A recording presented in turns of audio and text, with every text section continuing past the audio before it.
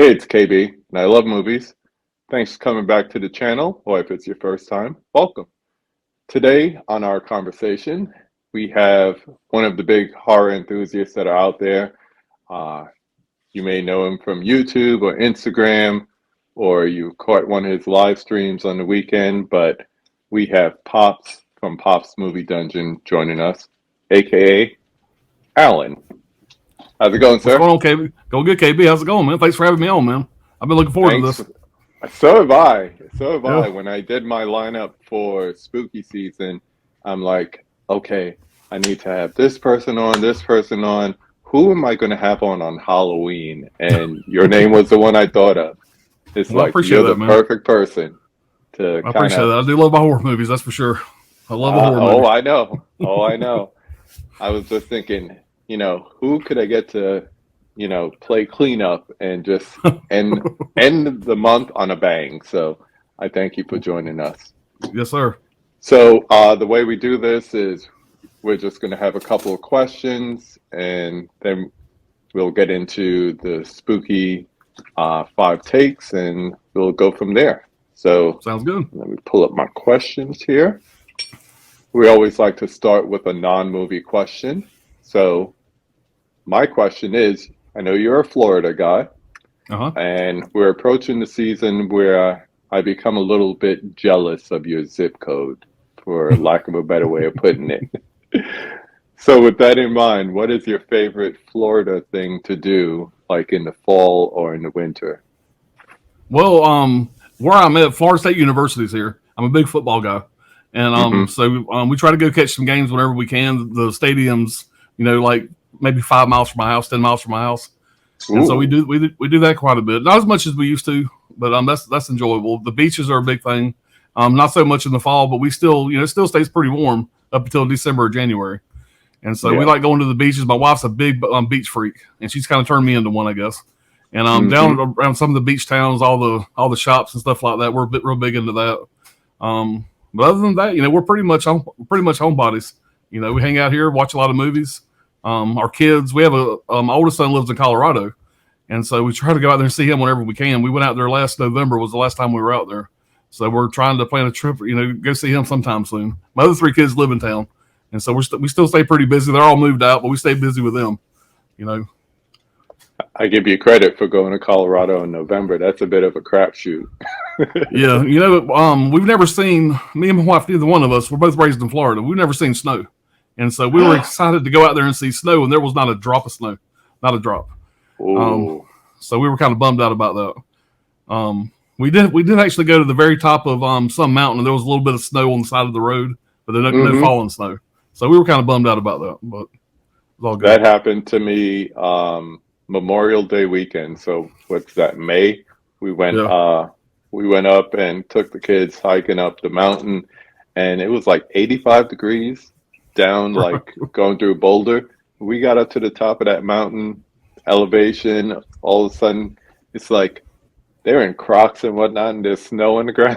They started picking up snow, making snowballs, throwing it at Right. each other. We're like, this is crazy. It was just blazing Yeah. hot a minute ago. But that's the weather out there for sure. Oh yeah, man. I love to. My first time ever going to Colorado, and I love the weather out there. Being a Yeah. Florida guy, the cool weather was a nice change.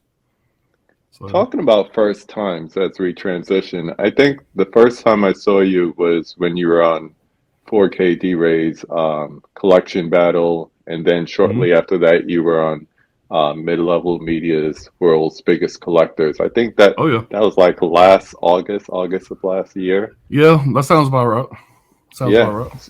you were just getting started with the channel, and I Hmm. mean, you've been collecting for a while, I'm sure, but the channel Oh was yeah. just getting going. How has things changed for you? You mean since last August when I was doing that stuff? Mm-hmm. Um, it's changed quite a bit. When I first started, I didn't do any live streams. I got on Ken's channel. A few other people invited me on their stuff, whatever, but I didn't do any live streams on my channel really. I didn't really get into live streams probably I would say maybe earlier this year, maybe. I'm around maybe January, February if memory serves. And I actually prefer the live stream now. For one, when I first started, it's kind of funny. When I first started, I used to love to edit. Editing was the funnest part for me. As time has went on, I don't like editing near as much. And it's so nice to go live. And when you're done with the live stream, it's uploaded, you're done. And I've got kind of lazy with that. You probably noticed I don't put up as many recorded videos as I used to. I still try to do one a week, maybe 2 a week. But I used to be all recorded videos. The biggest change from when I started to now is I do more live streams than I do recorded. And that's simply because of busy schedule, laziness, old age, stuff like that. I'm getting to that point. So Yeah. I understand. That's why this is, I'm testing out doing StreamYard for the first time. Yeah. Because this might be the move, but I'm still holding on to the old ways because this is pre-recorded. But and plus, you're doing the live streams. There's more interaction. If you got your chat, you got the person you're live streaming with, and you're not just staring at a camera. And I really enjoy that a lot more. I get people messaging me all the time. When are you going to do another collection update? When are you going to do another recorded video? And I'm like, there was times I'd go, 10, 15 days without doing one. But I'm trying to get a little better. At least try to do one a week. I figure that'll keep me in the good graces. So it's funny when I do a pre-recorded one, like I've been doing for like Huck's challenges or whatever. Uh-huh. I try to do it in one take. It's like I don't want to edit this. It's like same thing when I do like the out of theater reactions. It's like I'm just going to record this in one sitting. And then that's it. One take home. Yeah. It's just one. I can't do that because when I'm doing a recorded video, I go crazy with the the uhs, and before I know it, by the time I edit it down, I got a bunch of little splices of me taking out all my ums and my and so my stutters. I don't care sometimes. I really I just get to the point where I don't care anymore. It's like you're gonna have to accept this. Yeah, so that's how it should be. When did you actually get on YouTube though? I want to say my first video dropped 4th of July weekend of 2021. So I want to say July 4th or July 3rd maybe was my first video. Memory serves. So what's that? A year and 3 months. Mm-hmm. So and Johnny over at Johnny's Boutique podcast. I had watched his channel forever. Me and him were friends. I started being friends with him throughout the pandemic. He's the one that got me into Scream Factory. He was doing videos, kind of going over all the collector's editions from Scream Factory, and I started messaging him back and forth. Me and him became really good friends, and he kept on saying, "Man, when are you gonna make a video? You need to make a video." And I had just ordered a really big Vinegar Syndrome order from their Black Friday sale, and he kept on just egging me on, going, "Man, just record that video. Even if you don't want to go live with it, just send it to me." And so I said, what the heck? I sit back here and I recorded the video, and it was kind of fun. I started doing the editing, and I really dug it. It was a good time. And I said, the hell with it, I'm just going to let it go live. Let it went live. Nobody watched it hardly, but it was a good time. And by the time I got to my 4th or 5th video, I kind of started getting a little bit of a groove. The nerves are still there. I'm still nervous as heck, but not near as much as I was. It's crazy. It's been over a year. Just think about that first video, It's crazy because I feel like I just got started and it's coming up on 6 months. And I think I was telling Garrett then, he's like, I thought you've been doing this for years. I was like, no, I'm just out the gate. Yeah, you get a lot of people that you see starting on YouTube that have been on Instagram for years, and they got a pretty big fan base or friend base or whatever. I had never been on Instagram in my life until I posted that first video. And so I was told to kind of get them just doing my research that Instagram is a good way to kind of, reach out to people and stuff like that. So I got on Instagram basically to advertise my YouTube videos. And I ended up making most of my friends from Instagram, which is kind of funny. You brought up the Scream Factory. Boutiques labels on a whole, the collection. Explain the insanity. For those Man, I'll tell you what, I've been, like you said earlier, I've been collecting movies. I'm 51 years old. I was born in 71. So I was there when the VHSs, the VHS players started being available in homes. We had the old VHS top loader, when they first came out. And and so as soon as movies were readily accessible, affordable to buy, because when VHS first came out, they were ungodly expensive. And as soon as VHS were, you could just go into if memory serves, I don't know where I bought them from. So let's say a Walmart. But you go into the store and you can buy a movie. I was instantly hooked. And I had a huge VHS collection. And then, of course, as soon as DVDs came out, my first DVD was Scream. I went and got Scream and like one or two others, maybe The Matrix, if memory serves. And as soon as I did that, I went crazy and sold all my VHS to buy more DVDs, which I wish I wouldn't have done that, because I had a buddy of mine bought my VHS. He walked out of my apartment with garbage bags full of VHS tapes. And I really wish I'd kept all those. So I mean, I've been collecting forever, but back in the day, I was never I wasn't really a collector. I was somebody that bought movies, because I would go into a store and I would be in the bargain bin at Best Buy or Walmart, just digging, looking for anything that, something at a good price, some movie that I liked or whatever. It wasn't until 2020. Yeah, I didn't care about it. I didn't even know what a slipcover was. Didn't care nothing about it. And I started watching Johnny's channel. I found out about Scream Factory, and next thing you know, I'm collecting the Scream Factory collector's editions. And I've always had the collector mentality. But after I started getting those, I was ruined. I was hooked. And then I started looking at some of these other labels, the Era Videos, and some of these smaller labels, like Vestron. And I'm kind of a completionist, which is that's a big no-no in this business, because you start going for stuff that is you start going for stuff that's out of print. And when you start going for stuff that's out of print, it can get very costly. And I'm trying to kind of veer away from that. I do have all the Scream Factory titles, and I do have some of the other labels, some of the smaller labels. I have all the titles, but when it comes to like the Era Videos, the Vinegar Syndromes, the other big labels, I'm trying to just pick and choose, be a little more choosy, just to kind of make it easier on the wallet. Yeah, but yeah, the boutique titles, have the whole collection. Man, if I could go back, I got all the collector's editions, and I should have stopped right there. But then I bought 5 or 6 of their standalones. Then I bought 5 or 6 more, and I'm real big on making lists, whatever. So I would go out. You got to realize this is during the pandemic. I worked from home, and so I had a lot of spare time. And so I made an Excel spreadsheet, and I listed every single title the Scream Factory had put out. And I started just kind of checking them off when I got one. Well, once I got to about 50%, it kind of became a challenge then. And so that was if I could go back, I probably wouldn't have done that, because there's probably a lot of those standalone movies that I probably could take relief. I say a lot. I would say probably, and however many there are, there's probably 50 that I probably never would have bought if it wouldn't have been Scream Factory, just to be honest. Wow. I kind of remember. Well, I do the same thing. Like last year, I went through and I said, okay, every Alfred Hitchcock movie that's available on some type of home media, because not all of them are available. There are some that aren't, lost, nitrate gone, whatever. And I was like, okay, what's available on DVD? What's on Blu-ray? What's on 4K? And like you said, you get to like 50%, and you're like, I think I can get them all. Yeah.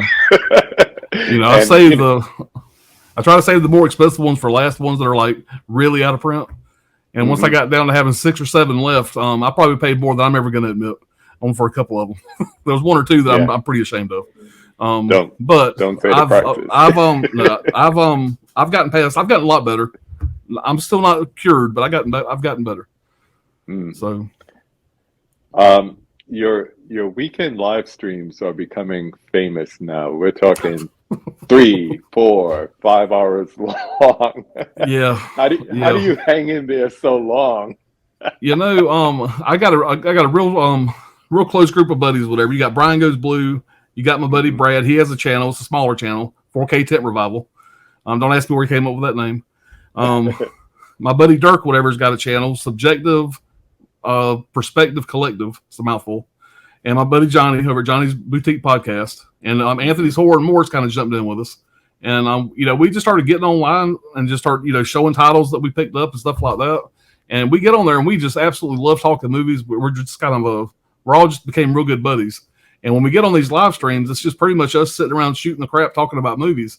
And the chat's always popping off, and it just an hour turns into 2 hours, turns into 5 hours. And we started doing these Saturday night chats, and people really started liking them, and so we just kept doing them. And we were having a blast.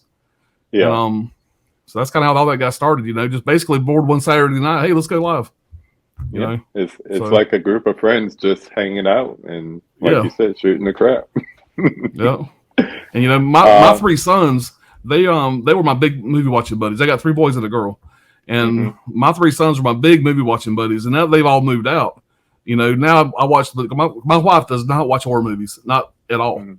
And so most of the movies, I got a movie theater back here that we built, and most of my time is by myself watching movies back here when I'm watching the movie. And so I kind of miss having my oldest son, who was my horror freak, and I Mhm. had another son that's the big horror freak, and we would always watch the horror movies together. They still come Yeah, over from time to time. We still do it, but not like we used to. And it's nice now to right. kind of fill in that hole with all these buddies I've made that like watching the same kind of crap I do. Yeah. So You ever do watch-alongs with them? we've done two. Hmm. Don't make me say what they are. They're very No, ultra no, low no, budget. Very they're rough. They were rough movies, no, but no LA AIDS jabber or anything a like little that. worse than that. We watched a movie called The Masturbating Gunman. Okay, Go out there and go in there and look that up. You've never seen anything like it. I can promise you. It's I'm a sure I Severin haven't. release. It's a Severin title, and it That's was pretty wild. that's all you had to say. Once you say that, I know exactly I know But exactly what to that being expect. said, it was a lot of laughs. It was a lot of fun. We were trying to find the most obscure, low budget, crazy movie to watch, whatever, and that's one of the ones we landed on. And Right. it might not have been very fun for the people watching because I went back and kind of watched it. It's kind of boring watching it, but us doing it was a blast. Yeah, So and that's it. It's kind of like you said, the interaction during the yeah, time. There's no need to go back and edit or look at it again. yeah, It's like save for posterity, and that's it. yeah. You just mentioned it. You said that your sons, especially your oldest, grew up, and you're introducing them to horror. And I remember another time you said recently, you took him. I guess it's your oldest son. You took to all the Saw movies. Oh What yeah. what is it about the horror genre uh, that you love as a collector and as a movie watcher? Um, I don't know. It's for me. It's the escape. When I was a kid, back, middle school, high school age, I had a group of buddies, whatever, that we were big into horror. We would get the back this way back for the internet. We would get all the horror magazines, and it's kind of funny. I got one right here. I still get the Fangoria magazines, Yeah. and I'm kind of old school, so I still get these. But back in the day, these were a big deal. We would get the latest magazine. This is how you found out about the horror movies coming out. And we would just be at the video store all the time, and I had a group of friends that we were just horror crazy, and we would watch anything we get our hands on. And that kind of bled over to my adulthood. And when my youngest son, I think he was 9, 10 years old. He knew who Freddy Krueger was. He wanted to watch the Nightmare on Elm Street movies. My wife wasn't very keen on it, so I want to say he was probably 9 or 10 when he watched his first one, and he was at that age where you could tell he was scared, but he was trying to be cool for the old man. And he Yeah, wanted to yeah. watch part two, then he wanted to watch part three, and before you knew it, he was just eating them up. He just fell in love with them. Hmm. Now my next son coming up, he was more of a wimp. He wanted to watch him. He wanted to be like his big brother, but Hmm. yeah, he didn't. It took him a little while, probably to his late teens, before he really got into them. So, Yeah. It's but it was funny. it was fun times. I don't know when I made the conversion because earlier on I was more like your second son, Hmm. and then same thing like you were saying when VHS tapes were too expensive to buy and you had to rely on the rental places. I just got tired of going through every sci-fi and every action movie. I was like, how many times can I rent Commando? And I just started like getting into the horror stuff. And my Hmm. cousin and I, it was kind of like the push yourself challenge to see what could we watch that would gross us out or what could Yep. scare us. And that's when you got into like the Faces of Death and Oh yeah. all the different sequels and so forth. And Yeah. from there, it was like it was on, and forget it. Freddy Krueger, still my favorite franchise. Yeah. So It's that and Friday the 13th are kind of like this for me. But it's going to be one of those two, and Halloween's going to be number three. I would probably say Friday's first, Nightmare's barely second, and Halloween's going to mhm. be three. For a matter So of fact,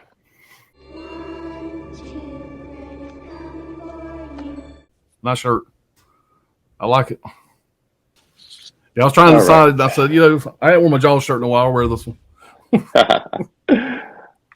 All right, this is the perfect time for us to get into the 5 spooky season takes. So, you Okay. ready to do that? I am ready, man. All right, let me pull up my questions here and we'll get started. So, number one, name the horror movie that made you fall in love with the genre. Um, there's a couple of these, but I'm going to pick one. Okay. I'm probably going to have to say Friday the 13th Part 3. Hmm. Um, the reason why is I have an older brother that he's 6 years older than I am, and he I would always kind of like, I was talking about my son a second ago. I always wanted to kind of hang out with Big Brother. Me and him were super close, and Hmm. we always went to the movies. We went to the movies all the time, a crazy amount. And I was always too scared to go see the horror movies. This is back in 79, 80, 81. Hmm. And whenever Friday the 13th Part 3 came out, I was like, okay, if that one came out in 3D, that was a big deal. 3D was a big deal Yep. during this time. And so Yep. I was brave, and I decided to go with Big Brother and my cousin to go see Friday the 13th Part 3 in 3D. It scared the absolute crap out of me. I mean, it petrified me. Nice. And but for some reason, as soon as I was able to, I went back and watched Part 1 and 2 on VHS, Mm. whatever, and then I was hooked. I've watched those movies countless amount of times. Um, I absolutely adore that franchise. But Part 3 is going to be what actually got me, without a doubt. That's the first movie that got me into the genre. That got Okay. me hooked on it, really. So, I know it's going to be a part of this next question, but number two, name 5 of your favorite horror movies. All right. Well, And you could continue talking about that one or pick whichever one you want. I will start with that one because that is going to be one of them. There's Part 3 right there. And All right. if you've ever been lucky enough to watch this in 3D, it is a totally different experience. It's really funny to watch this on the disc, whatever, that does not have the 3D option.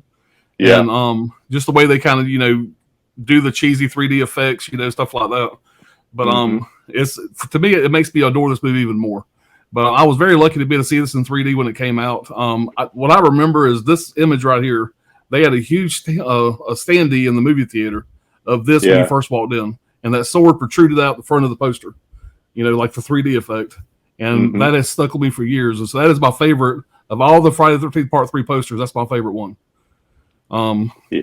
but Yeah. this movie here, man, it's just it's really really unbelievable. It came out in 1981.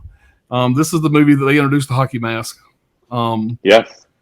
it's so iconic. Now, is this the best Friday the 13th movie? Probably not. It's the one that means the most to me, whatever. But probably the best is going to be probably Part 4, in my opinion. But that being said, I picked this one here just because it meant so much to me, whatever. But Yeah. this one here just kind of it continues like the next day. Now there is some I just rewatched this movie actually yesterday. Hmm. Ironically enough, and there is so many continuity errors in this movie. At the very end of Part 2, Jason is a teenager. He's just a big hulking teenager, but you can tell he's 19, maybe 20 years old. And when Part 3 starts, it's almost like it's the next day. They're still talking about it on the news, so it has to be within a week. And now you have this 350-pound hulking grown man being Jason. It's like the next day. It's like, come on, man. Yeah. And there's so many things like that, but that's part of the reason why I love the movies. You can't go into them and treat it like it's The Godfather. You have Yeah. to go in and realize what you're going in for. And if you can do that, these movies are they're just beloved, man. I love them. But yeah, definitely Yeah. Part 3 is going to be one of my top 5. Again, it's not, in my opinion, it's not the best Friday movie, but it's the one that means the most to me. So that's why I chose that one. Yeah. It's Um, it's funny to go back and look at it because it's like the peak of campiness, not yeah, not to be and all funny. this is probably going to be something that nobody cares about. But next time you watch Part 3, pay attention to this. This is going to be a very uninteresting, obscure fact. But nobody that goes to the bathroom ever wipes herself. There's 2 people in the movie that goes to the bathroom, but they always just stand up and walk away. And it's anyway. That's something, little things that I notice when I watch a movie. Yeah. Yeah. So It's true. but all right, moving on. Like I said, that was a Yep. very uninteresting fact, but something I thought of when I watched it yesterday. Um, the next one up is going to be I love a creature feature. I'm a big Stephen Hmm. King fan. This movie came out right at the right time for me. Whatever, I was just getting into horror, And this movie is not super scary, whatever. So I think it was a nice little transition when I was just getting my feet wet. And that's going to be Cujo. This is one of my favorite creature features. Dee Wallace is great in this. I love Dee Wallace. The kid that plays in this movie does a fantastic job. That's him right there. Tad, I think his name was. Yeah. He does a fantastic job. This movie here is kind of crazy because when Stephen King wrote this, he was so bad off on drugs, he don't even remember making the movie. I'm sorry, writing the story, writing the book. And but I really thought they did a great job. I watched the movie, then I read the book shortly thereafter. I thought they did a great job with the movie. One thing when you're watching this that's kind of hard to tell is that it looks like they're so hot in the car, like they're about to die of thirst, heat exhaustion. It was actually freezing cold when they were making this movie. And so they were trying to act like they were hot, but it was really, really cold, which I thought was kind of funny. And so they actually had to do shots a certain way so you wouldn't see their breath. That's how cold it was. So it's kind of crazy. And also it's really hard to tell. They did a great job on the dog, whatever, but there's so many shots of the movie where the dog is actually a person, a man in a dog suit. And there's a funny picture out there somewhere. You have to look it up. But there's the guy in the dog suit. There's Dee Wallace and there's the director, and they're doing like the chorus line, kicking their legs. And when you see that, it takes away all the fear of the movie. But yeah, this movie here, man, it did it for me back in the day, and it was a childhood favorite. And growing up, man, it had to be in my top 5. I had to rewatch it the other day because I couldn't remember anything besides the terror of the dog itself. But the movie is like it. Some people might find it slow or like drawn out or whatever. But it's really like not. It's like a movie that's like symbolism for something else because of what's going on the side. If you know what I'm talking about, without giving anything away, and it's kind of like when that is dissolved is when the terror starts. So it's really weird. But there's always people who see a movie at the surface level and it's like, ooh, this dog and it's attacking people, and there's people that look at it on a deeper level, and on a deeper level, it's a nice little symbolism. So and a movie like this is scary to me because it's very. I mean, I'm gonna say it's realistic. I don't know if a dog would go as crazy as Cujo did, but it's very realistic. It's something that could happen more likely than being chased by Freddy, or something like that. But another interesting fact about it is that guy on the side that you're talking about. That was Dee Wallace's husband at the time. They were married. In real life, very, very convincing. Then, so probably really easy to play that role, I guess. Yep. What's your next one? All right, next one is going to be, and just like the Friday the 13th part 3, this one here kind of fell on the same line. Whatever. This came out the same year actually, so this is probably the same summer. Me, my brother, and my cousin, whatever, also went to go see this one here, and that was Poltergeist. And 4K. Oh man, yeah. I'm not crazy about the slip. I got the steelbook coming. Nobody likes it. Yeah, nobody likes that. Nobody likes the Lost Boys. 2 of the worst covers of the year. They could have done such a better job than that right there. I mean, but I love the movie. I can overlook it. I am excited about the steelbook coming. I'm not crazy about the steelbook, but I got that that limited edition coming that's got the hard box, and the hard box got Carol Ann sitting in front of the TV on the cover, and that's what I'm going to be showing. So hopefully that's coming soon. It might actually be in one of my boxes I haven't opened yet. I got an unboxing video to do. But this movie here was the same thing. Went and seen it. Didn't scare me as much as Friday did, but it did scare me pretty bad. I don't know if you remember back in the day, all the TV channels, we had like 4 channels. All the TV channels would go to like the static or whatever. They play the national anthem. It would go to static around 1 a.m. or something like that. Well, we got back home from the movie that night, and I remember my brother making me stay up until the static came on. Ooh. And watching Poltergeist at this age, 11, 12 years old, it was terrifying. But so you look like her, didn't you? That was me right there. And it scared the bejesus out of me back in the day. And I don't know, whatever reason, The Exorcist falls in line with that. I watched The Exorcist on TV back in the day. First time I'd ever seen it, I was probably 8 or 9 when I watched that with my brother. And the movies that scared me the most as a kid are the ones that I hold the most dear now, which is kind of crazy.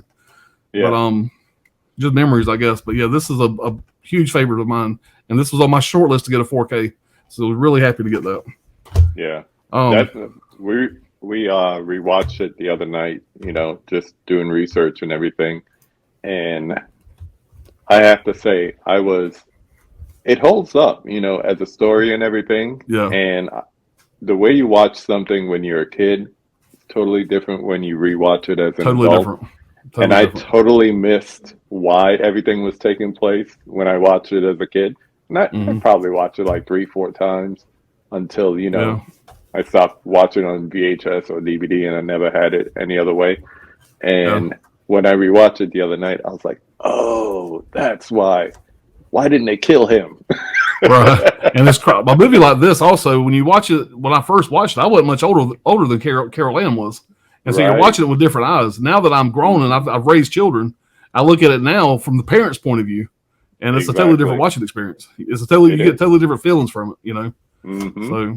So that's probably the other reason why I love it so much. And it was directed by Tobe Hooper, but it's got Steven Spielberg all over it. Over it.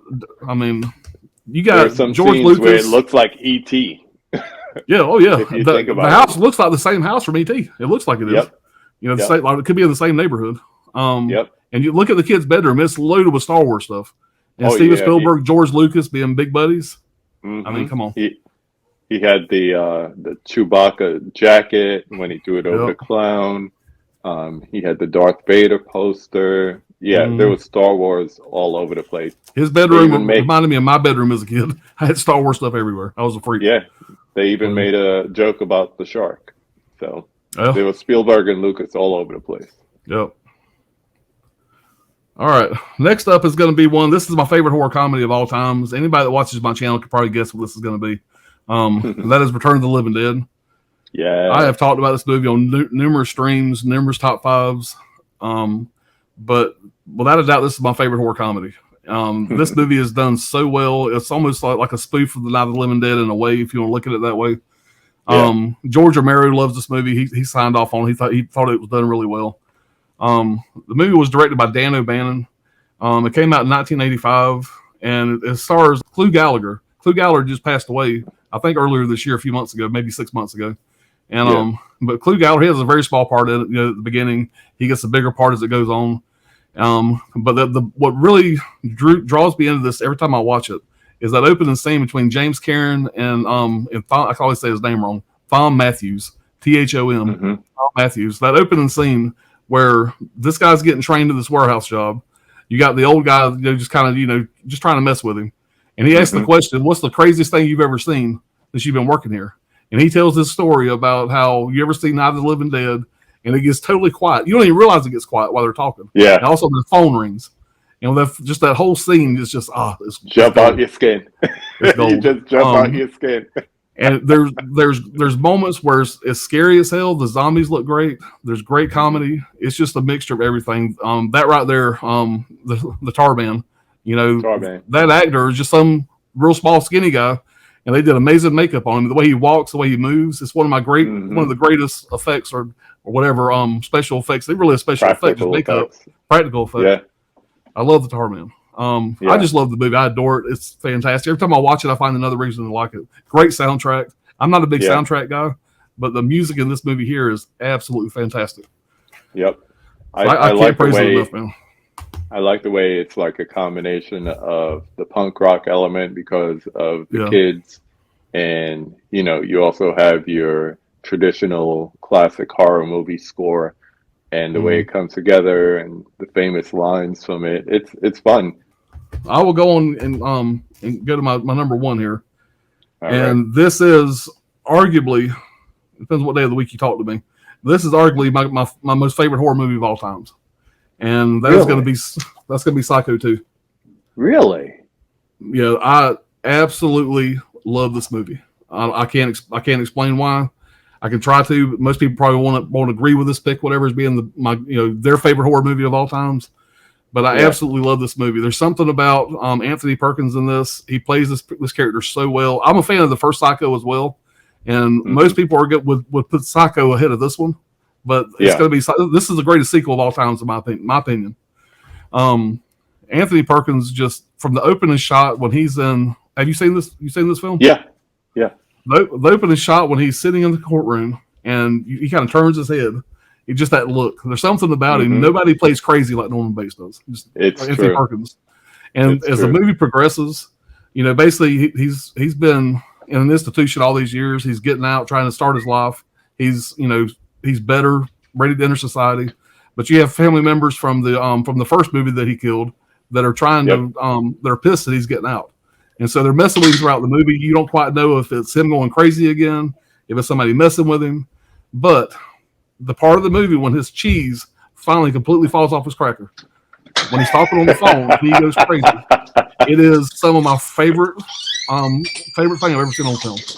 And from that point forward, the rest of the movie, I'm just eating it up. Absolutely love it. Anthony Perkins, I wish he was still with us. I would wish they had made 2 more of these.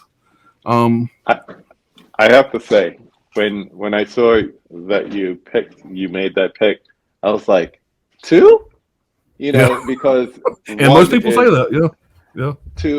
1 is like the classic, Alfred Hitchcock, one of the greatest movies ever made. And I love it. I love it also. Trivia for days. His TV crew was used to make the movie, blah, blah, blah, blah, blah.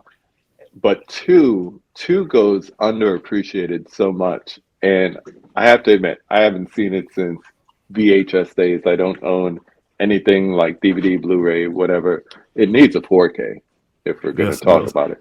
Yes, it but when I started to watch it again, and he's sitting there with Meg Tilly, right? Yeah. When they finally established their relationship, and you don't know if it's real or not, or if he's talking to her or talking to someone else, or someone else. It's like, okay, this is classic Norman Bates. This is what we remember from 1960, but now we're seeing it again in this new movie. And I love the way he kind of turns the tables on him, because they're messing with him, trying to get him to go crazy. Well, when he finally goes crazy, and you could just see the fear on Meg Tilly's face. He's talking on the phone, and then also he gets the phone, he turns it to the other side, and you see his face. He has this smile. He has a smile that is probably the creepiest smile I've ever seen.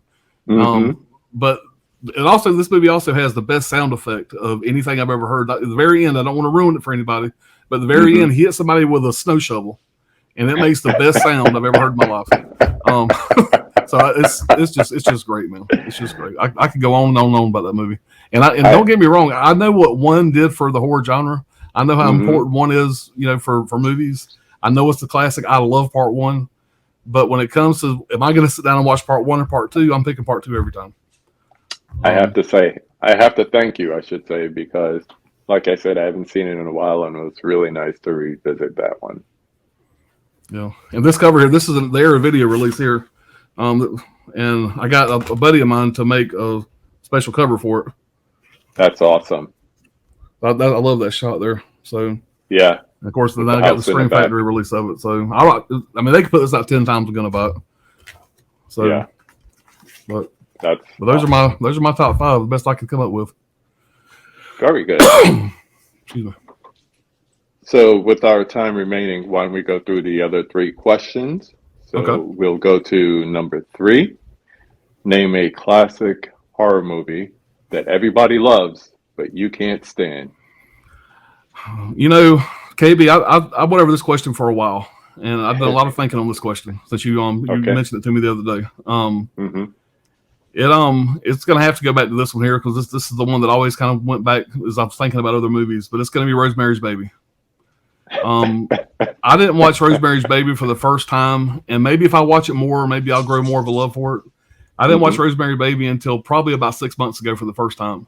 Oh, wow. And I know that there's a lot of people that, adore this movie. A lot of people, think it's not necessarily their number 1, but they all have a love for it. I was kind of pissed when I got done watching it. I'm not going to lie. I sat through a really, really, really slow movie, waiting for a big, wow at the end. And, when you watch a movie that's a slow burn, and I don't mind a slow burn. I don't, but it better pay off. And this movie doesn't pay off. I went for hours after the movie going, what the hell? I don't want to ruin it for nobody, but what the hell? I'm just going to say, what the hell? That's what I kept saying. And I just, like I said, maybe I need to watch it again, and I'm sure I will. I got the Criterion release.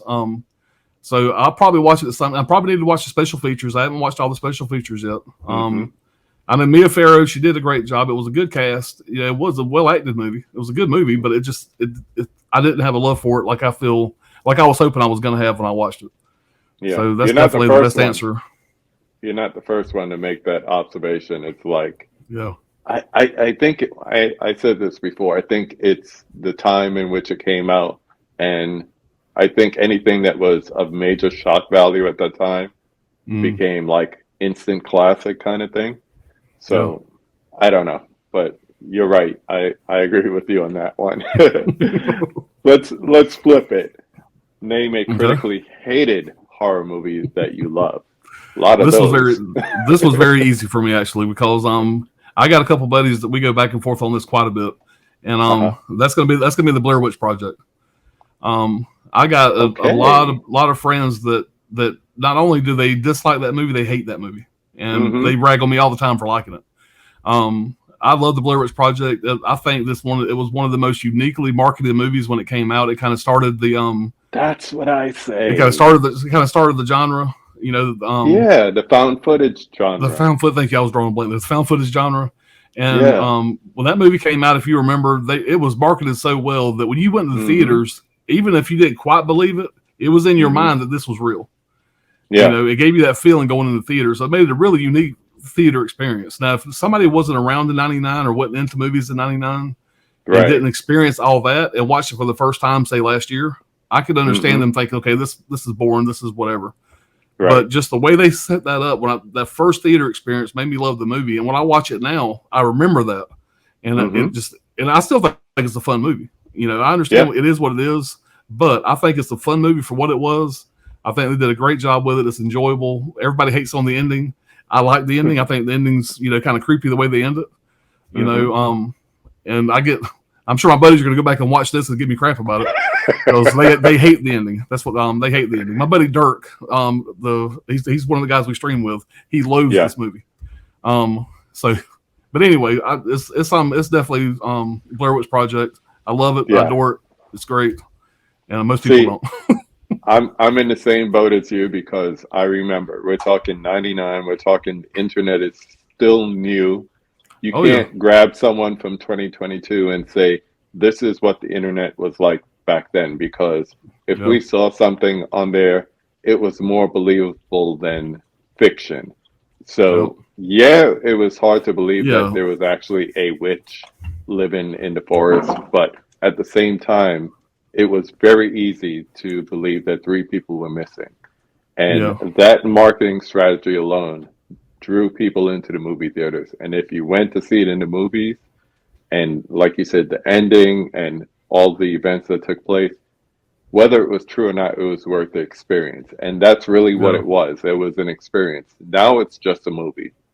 So yeah. you Right. can't watch it now and separate it from a paranormal activity or a Mhm. Lake Mungo or whatever the case may be. Right. So yeah, I'm with you on that. I'm with I you on that. remember sitting there watching. I was probably using like Netscape Navigator or something. This was old school, guys.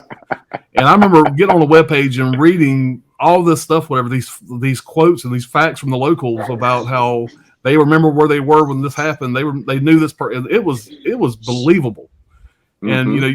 you had weeks to read this stuff before you finally got to see the movie. And I went and seen the Yep, movie. I want to say it was the opening weekend or maybe the weekend after, but it was me it was too. very very hyped up. And I have to say that when it was probably maybe a month after the movie came out, maybe 2 months. The main girl, I want to say maybe all three of the cast, whatever, was like on the Tonight Show. And when I seen them on the Tonight Show, it was 100% proven that okay, this was not real, and it kind of took some of the air out of my sails. But for that brief little time lead up into that movie, seeing it in the theaters, you wasn't quite sure if it was real or not, Yeah, and that yeah. was gold. And like I said, that's where the love for the movie comes from. Like you said, experience, not just a movie. You know, but seeing them on a late night talk show was like, oh man, they're alive. Yeah, yeah. you know, You popped the bubble. right, right, You just burst that bubble open. yeah. Oh man. And finally, while my dogs are going crazy in the background, number 5. Who would you like to see me have a conversation with on this channel? I think that I got a few in mind, but I think the one that I would like to see on here would be Brian Goes Blue. Um, Brian Goes Blue and Coco too. And They are some Coco of my too. best friends, and some of my best friends on here. They're great people. Hmm. They love movies. Brian has got a knowledge of movies, like we call him the cyborg, because he's got a knowledge of movies. And this is so funny. I'll go and talk about a movie during the live stream, and he'll Hmm. correct me and go, "No, Alan, you have that movie." And I'm like, "What do you mean I have that movie?" And I'll check. Oh, you're right, I do have that movie. He knows more about my collection than I do because he can remember Wow. from 6 months ago when I sent him a screenshot of something that I just bought, and, Wow. and he can remember. Oh, no, you have that. You have the error release of that. You have the Screen Factory of that or whatever. And so yeah, Wow. we call him the cyborg. He has movie knowledge like I've never seen, and I think him and Coco would be a great interview. They're class people. I love them to death. Yeah, you're So not the first person to recommend them. So I think shout out to Coco. She did a great job on oh yeah, Bob's channel last week, and I said, I got to get you and Brian on in November. So Brian and Coco coming up. Brian Goes Blue and Coco too. So Coco awesome. Dutch I would be on the watching way. for sure. But in the meantime, sir, I want to thank you for helping me finish out this month of spooky season. It's It's my been honor, an man. honor. It's been a blessing. I really appreciate you. I appreciate what you have done for the community because we need people to build it up and continue and have it grow, and you're doing that. So really Well, I appreciate appreciate it, you. KB. This has been a blast, man. Like I said, I've been looking forward to this. Thank you so much for inviting me to do this with you. Thank you.